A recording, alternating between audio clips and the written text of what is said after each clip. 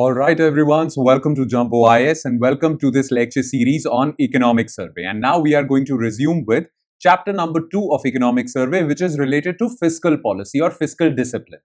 Now, when we hear the term fiscal, what do we mean by that? Well, whenever you hear the term fiscal, it actually means government revenue and government expenditure. And when you combine these two words, fiscal discipline, what do you mean? Well, that means that government's deficit should not increase or fiscal deficit should not increase. Basically, expenditure should not be way more than revenue of the government, because if that is the case, then to fulfill that extra expenditure, government has to borrow a lot of money. And if government borrows a lot of money, then what happens? Debt increases, stability declines. Too much debt is bad, right? Everyone knows about this. So that is the reason why government needs to reduce its fiscal deficit. Fiscal means government revenue and expenditure, and reducing fiscal deficit means there are two steps of doing that. Either increase your revenue or reduce your expenditure, or both. Okay? Now, if you are doing that, if you're reducing your fiscal deficit, well, you are improving your country's macroeconomic stability. If you're improving your country's macroeconomic stability, overall everything does fine then, right? Plus, there is not too much debt on the government. Government can spend that money, which it would have spent on interest payments. Now, government has enough cash flow to focus on growth. You understand the point? So, fiscal discipline means reducing fiscal deficit, and reducing fiscal deficit means improving macroeconomic stability. Now, remember in the first chapter, I told you that mostly economic survey lists out the positives that the government has achieved so far. This chapter is no different. But in this chapter, there is one thing, one negative aspect of India that this chapter has also highlighted. So we will look at that as well. All right. So let's begin fiscal discipline, or chapter number 2 of economic survey. Okay. So let's begin. So the title of the chapter is like this: anchoring stability through credible consolidation. So basically, reducing fiscal deficit is also termed as fiscal discipline, adhering to fiscal discipline.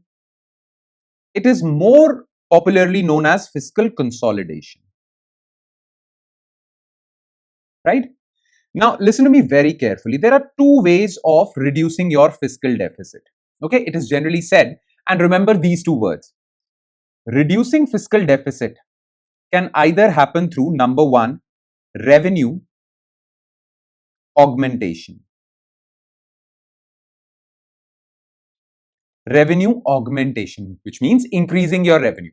Because if your expenditure is too high, increase your revenue and then the deficit would come down, right? And the second step is, let me write this somewhere else, expenditure rationalization. Okay, revenue augmentation and expenditure rationalization. Now, expenditure rationalization means rationalize your expenditure in such a way that it gets reduced, so your deficit would come down, and that expenditure is productive. So remember, there are two ways of reducing your fiscal deficit: revenue augmentation, expenditure rationalization. Okay, we'll come to expenditure rationalization in a couple of minutes. Okay, it is very important, and there are some other aspects of expenditure rationalization as well. We'll come to that. But in this chapter, you will realize what the government has shown, that it has worked towards both revenue augmentation and expenditure rationalization. Okay, it has worked towards both, especially in the context of COVID-19 pandemic. During COVID-19 pandemic, governments all over the world, their expenditure requirements increased. And because of the lockdown, their revenue came down. Why did their revenue come down? Well, for a very simple reasons, because during lockdown, businesses were shut. When businesses are shut, well, there is no more GST, no more income tax. I mean, there is income tax or corporate income tax, but it gets reduced because people's businesses are shut. They only earn you tax revenue, right? So all over the world, revenue declined. Expenditure requirements increased, especially healthcare expenditure requirements increased. So everyone was struggling. Even when the pandemic ended, everyone was struggling. Why? Because during pandemic, all over the world, the country started borrowing too much. Now, when the pandemic ended, things became normal. These borrowings, well, they had their own set of interest payments. So most of the expenditure went towards interest payments. So expenditure never came down. Earlier, it was because of high expenditure requirements. Now it is because of high interest payments. So each and every country is still struggling. Most of the countries are still struggling, except India, because India from day one, and by day one, I mean day one of pandemic, okay, that bad once in a century event. Because of day one of pandemic, India did take care of its expenditure requirements, yes, but India also took care of its fiscal deficit, took certain steps through which India could, well, expand its expenditure, but also control its deficit. So as you can see over here, in the global landscape, elevated public debt and strained fiscal space. Strained fiscal space means you don't have enough fiscal space. Government doesn't have enough money because already there is too much expenditure. India distinguishes itself by combining fiscal consolidation with sustained capital formation. Now, this strategy has strengthened macroeconomic stability and supported growth in the post-pandemic era. Now, this paragraph must be very clear to you. Okay, I've explained it. But yes, one line must still be there in your mind, and you haven't gotten the full meaning of that line. Okay, so this is the line. India distinguishes itself by combining fiscal consolidation with sustained capital formation. And now we'll come back to expenditure rationalization. Okay. Now, expenditure rationalization definitely means that you need to reduce your expenditure. But it also means that you need to reduce your revenue expenditure. Now, to understand this, pay close attention. You'll understand expenditure rationalization in a moment. Okay. Now look, let's call it ER. Now, expenditure is of two types in every government's budget. One is called revenue expenditure. The other is called capital expenditure, CAPEX for short form. Revenue expenditure is wasteful expenditure. It is mostly subsidies, salaries and pensions, interest payments on loans. It is wasteful expenditure. It doesn't do anything. The expenditure is done and dusted with, never gets you anything in future. But capital expenditure is productive. It will give you some dividends. It will return something back to you in future. Now, what is capital expenditure? Investments. Investments in infrastructure, roads, bridges, digital infrastructure, all these things. Now, whenever you have expenditure, if it's revenue expenditure, this is completely considered wasteful. But if it is capital expenditure, this is productive. It is said that the more capital expenditure you do now has the potential to increase your potential GDP in future. Investment in infra is good. Now, generally what countries do is whenever they worry about fiscal deficit, okay, whenever there is fiscal deficit is out of control, well, what they do is, well, they start reducing their expenditure irrespective of the fact whether it's revenue or capital. Because they are so focused on reducing their fiscal deficit, they also reduce their capital expenditure, revenue expenditure. They are agnostic to whether it's revenue or capital. They just reduce it all over the board, right? Now, this is considered bad. Generally, people criticize fiscal discipline, fiscal consolidation, reducing fiscal deficit. People criticize it. Why? Because it also has a negative impact on capital expenditure, which boosts your growth in future. So India, what has India done? This economic survey says that India has not only managed to reduce its fiscal deficit, but it has done this reduction because of reducing revenue deficit, because it has managed to increase its capital expenditure. So India has managed this balance. Yes, they reduce their deficit, but they also increase their public investment. This is very difficult to do because when you are focused on reducing expenditure, you reduce capital expenditure also. But India somehow managed to reduce deficit, but do nothing to public investment. Public investment remained. And this is what they are saying. India distinguishes itself by combining, which is very difficult to combine, fiscal consolidation with sustained capital formation. What is capital formation? This CAPEX, this public investment. Make sense? Now you understand the context. Now let's move forward. Okay. So yeah, now let's read the next line and then we'll move on to how. How did the government manage that? And we'll also get familiar with some government schemes also. Okay. Like I said in the introductory lecture, government schemes is also an objective of reading economic survey, knowing about government schemes, right? 3 sovereign credit rating upgrades, citing prudent management and improved fiscal transparency. This achievement of India by balancing deficit reduction and public investment was registered by the 3 top credit rating agencies of the world: S&P, Moody's, Fitch. they upgraded India's sovereign credit rating. So basically, they also validated, it's not just this economic survey that is praising India, these credit rating agencies also praised India in a way by upgrading India's rating. All right, so this is the context. Now let's talk about how India managed this. Remember, there are two ways of managing fiscal consolidation. Number one, revenue augmentation. Number two, expenditure rationalization. And rationalization has two components. First of all, reduce your expenditure, and second of all, focus more on reducing revenue expenditure. Don't touch capital expenditure because capital expenditure is better. All right, make sense? Okay. Now, let's take a look at this. Fiscal resilience is a deliberate policy choice, not an accident. Basically, what Indian government is trying to say is that this reduction in India's fiscal deficit is not by chance. There was careful planning behind this.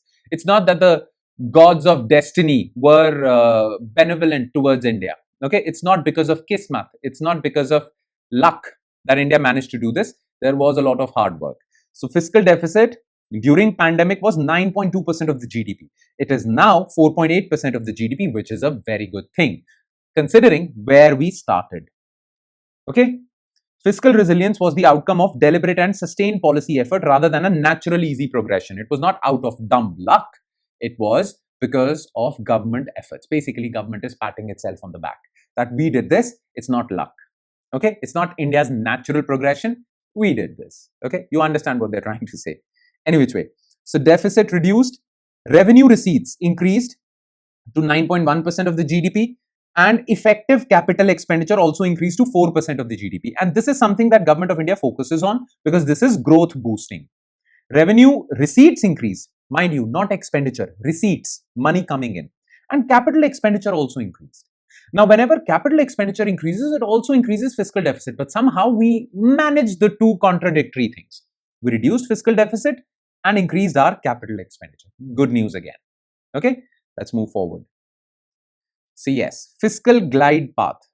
Flexibility meets discipline. So basically earlier, government used to give itself binding targets every year. This time around, they didn't give themselves binding targets. They gave themselves flexible 3-year targets, which are more easy to achieve. So that was a deliberate change in their practice or targeting, setting targets that allowed them to achieve all of this. Okay, fiscal deficit was declining, revenue deficit was declining, even primary deficit was declining. Now, there is a benefit of reducing primary deficit. Okay, first of all, you need to know what is primary deficit. Okay, now look, fiscal deficit minus interest payments of 1 year. Let's suppose you have fiscal deficit of 2000 crores and that fiscal deficit is because your expenditure is high. Let's suppose your expenditure is partly high because of 1000 crores of interest payments on previous loans. Okay, so fiscal deficit is 2000 crore. Interest payments or interest bill is 1000 crore. Okay, had there been no interest payments, imagine you didn't borrow anything, then your deficit would have been 1000 crore, right? That this 1000 crore is called primary deficit. This also needs to be reduced because if your deficit is high because of interest payments, that is understandable, you borrowed a lot of money. But if we remove these interest payments and then check whether you still run a deficit, then it is your fault completely. You can't put the blame on previous borrowings. Then it is your fault. That is why governments try to reduce at least primary deficit. They can't do anything about interest payments, of course. But primary deficit needs to be reduced. Okay? The center shifted from binding annual targets that we know. This flexibility ensured that growth enhancing capex was not compromised despite India's push for reducing fiscal deficit. Plus, the sharp decline in primary deficit. The sharp decline in primary deficit means that fiscal deficit mostly consists of doesn't now consist of interest payments. Plus, India reduced its primary deficit sharply, which means India has been paying off its interest payments consistently, so debt is getting reduced. Basically, this is the insight. Okay, let's move forward. Yes. Now we'll talk about this part, revenue augmentation and different ways through which government managed revenue augmentation. There were different ways. First of all, government took some direct tax reforms. Okay, tech-driven compliance expands direct tax base. Direct tax base expansion means now more people are under the ambit of direct tax, which means that more and more people are giving income tax, direct taxes, and more people are giving direct taxes, revenue augmentation happens. And this widening of direct tax base happened because of tech, government's tech initiatives. Government made everything online. Now it became easy for people to pay taxes. It was easy for them to be compliant towards taxes. All of these tech innovations, tech solutions enhanced government's tax base. Revenue growth is driven by better compliance, formalization, and corporate profitability. Of course, if it is easy to pay taxes, if it is formalized, okay, there is no black money going on. If the economy is formalized, and if corporates are earning more profit, if they are earning more profit, they will pay more corporate tax. Direct tax share in total taxes rose to this much. Okay, from this, personal income tax collections grew faster than GDP. Personal income tax, which you and I pay. So all of this increased because of government reforms. Like the government said that there was a careful policy action behind this. All of this did not happen because of luck. So these were those careful actions. Okay. Again, another example of revenue augmentation, the power of nudge. Earlier, how did government ensure compliance? Government was very strict. Income tax inspectors used to harass people. It is because of that fear that some people were compliant to pay taxes. Otherwise, people would have somehow managed to not pay taxes. But government changed its approach. Instead of harassment, government said that we are just going to nudge people. Soft notifications that your tax is pending, all these things, okay? Bring behavioral change rather than harassment tool that you were using. So data analytics are used, gentle nudge to people that pay your taxes on time, voluntary compliance. So all of this enhanced a lot of things. TDS increased, foreign asset campaign. Earlier, people never used to declare their foreign assets, which they used to buy from their money. Now they are declaring their foreign assets because of certain government incentives. And because of that, they have to pay taxes on those foreign assets. So now government's tax collection increased. Okay. Then another example of revenue augmentation, GST rationalization. Government reduced GST rates on many items. Because of that, well, first of all, GST compliance increased because now people think that GST already so low, there is no harm in paying it. So compliance increased. Plus, what happened was that on certain items, GST was removed altogether. So those items became cheap. So overall consumption increased. People started buying those things. Because that consumption increased, well, economy gets boosted because now when people would buy more and more goods, factories would produce more and more goods. When factories produce more and more goods, overall your GDP gets boosted. So government saw that its GST revenue increased to 17.4 lakh crore. E-way bill, which is part of interstate GST, that increased. Recent rate rationalization, which we call GST 2.0, which we have already covered in our previous power play lectures, lowers tax incidence on essentials to stimulate consumption, this part. Okay, make sense? All right. Another example of revenue augmentation. So earlier we were taking a look only at tax revenue. Now let's talk about non-tax revenue. And what is included in non-tax revenue? Well, dividends and profits from government companies, other economic services, interest receipts. What are interest receipts? Central government gives loans to states. States pay interest on them. So this also increased. So overall dividends and profits of various government companies increased. RBI is also part of government. Now, whenever RBI earns a profit or surplus, it transfers to the government. So that increased. So overall government was earning a lot of revenue, non-tax revenue. Plus, strategic disinvestment. Government changed the definition of a government company. Earlier, a government company was that company in which at least 51% of the ownership lied with the government. Now the government changed the definition to minimum 26%. This allowed many loss-making government companies to sell more shares. Okay, and when they were able to sell more shares to reduce their equity, they earned money because by selling shares of their company, they're earning money. This is disinvestment. So overall, government had a nice time through its PSUs also. Okay. Next. Now we'll come to expenditure rationalization. Earlier, all the examples were of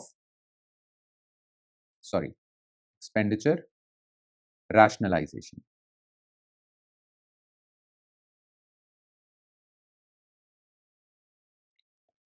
Now you already know what I mean by expenditure rationalization. Basically, I explained it to you already. Great rebalancing from consumption to asset creation. What is consumption? Revenue expenditure. Asset creation, capital expenditure. So from consumption to asset creation, basically, overall in government's expenditure profile, there is a strategic shift towards capital expenditure, shifting away from revenue expenditure. And this is good. This is example of expenditure rationalization. Why? Because this is more productive. This is wasteful. I shouldn't call it wasteful because most of government salaries and pensions and subsidies comes from it, but it is economically wasteful. It doesn't give you any economic return. Obviously, it gives a welfare return, of course, but it doesn't give you any economic return. So for that reason, okay, that the data shows that it is moving in the right direction. Okay, let's move forward. Creating fiscal space through efficiency and digital systems. So because of government's digital revolution, okay, because of basically DBT, earlier government used to transfer subsidies through cash or indirect subsidies. That involved a lot of corruption. If government was giving 1 rupee as subsidy, only 15 paisa used to reach people. 85 paisa was, well, stolen by corrupt officials. But by directly giving subsidy to people's bank accounts, there are no corruption. I mean, there can be some corruption, but there are less leakages. And because leakages has decreased, well, government's expenditure also decreased. This is also an example of expenditure rationalization. Plug in the leakages. And that happened through digital systems, especially DBT.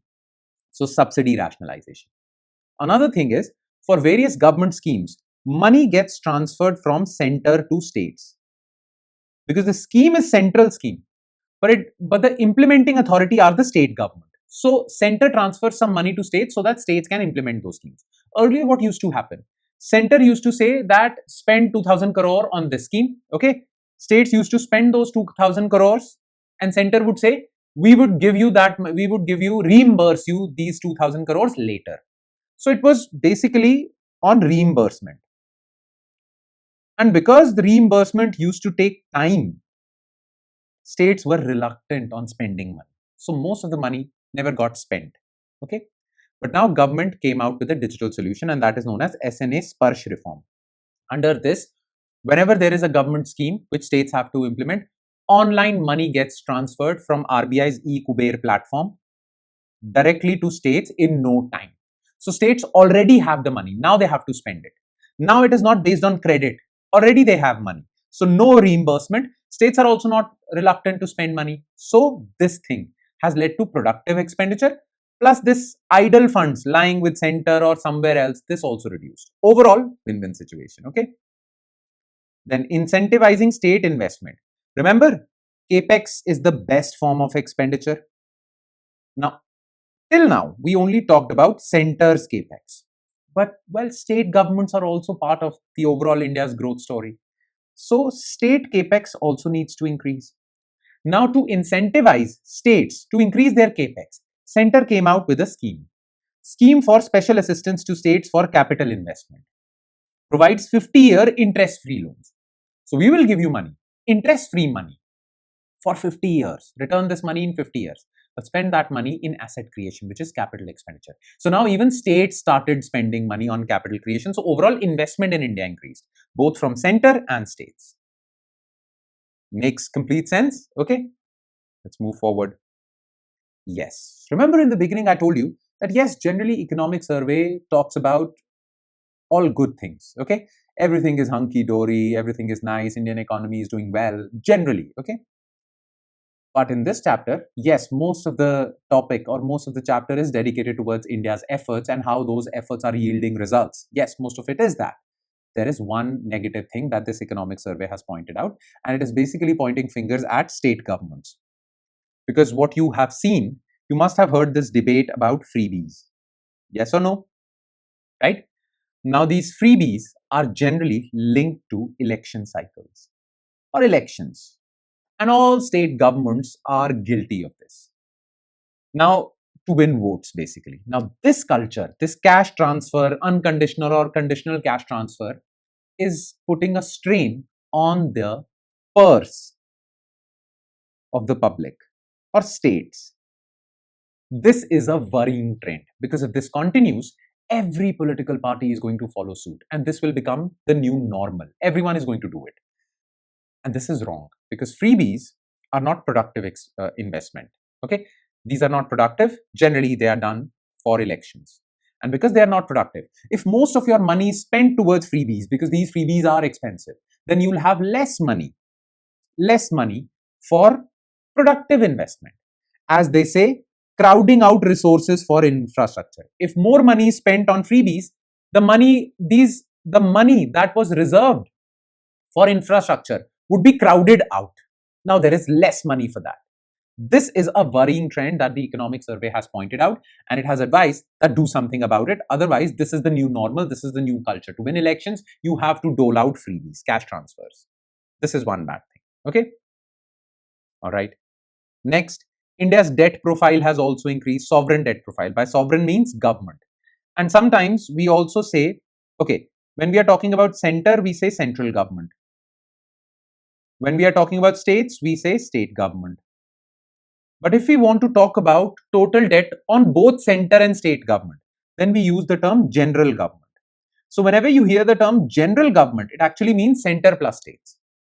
So this graph says that India overall, the governments are borrowing long term rather than short term. Now this is good. This is better. Why?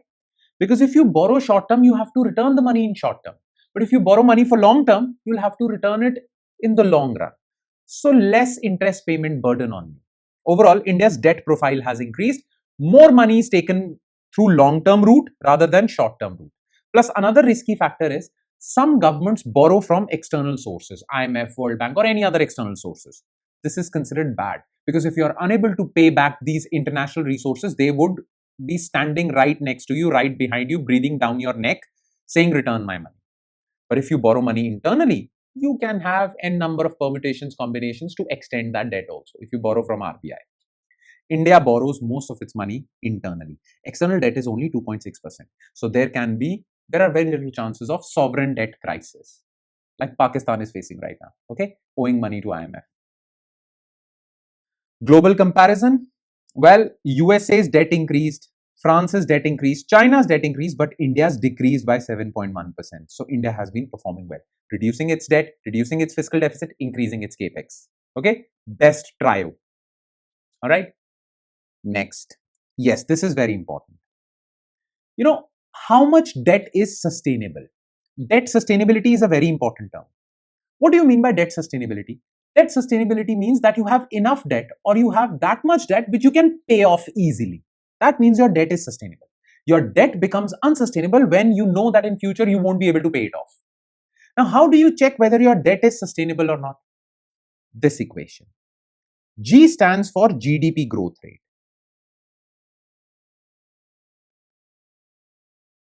R stands for average interest rate on which you have borrowed. Okay. So if your growth rate, GDP growth rate is more than your interest rate on which you have borrowed the money, your debt is sustainable. Why? Because if your economy is growing, well, your economy is growing, more people are earning money, more tax revenue will come to you, more GST will come to you, you will have money to pay off your debt. But if your growth rate is less than your interest rate, then things might become tricky. Now, India is in this sweet spot. Another good news for India. Okay. And yes, last, converging towards 50% debt anchor. Remember I told you about general government, right? So India wants to reduce its debt to GDP ratio to 50% of the GDP. 50%. That means if your GDP is 2 lakh crore, your total debt should be 1 lakh crore. We are still not there, and we have set ourselves the target of 2030-31. By this time, we will achieve 50% of our debt to GDP ratio. But let's see. But we are slowly and gradually moving in that direction. That's what the economic survey says. All right. And that would be all. With that, we conclude today's session. So thank you so much for watching, everyone. And I'm sure it has added value to your preparation. Now, please do not forget to revise whatever we have just discussed from the notes provided by us. Please do that. Memorize the notes. Some extra facts are given in your notes. And do ask your doubts. Okay. Make sure you do these two things and things would be sorted. For anything else, do WhatsApp me. All right then. On that note, I'll be signing off with the promise of seeing you again with another chapter in this lecture series called Economic Survey. Thank you, everyone.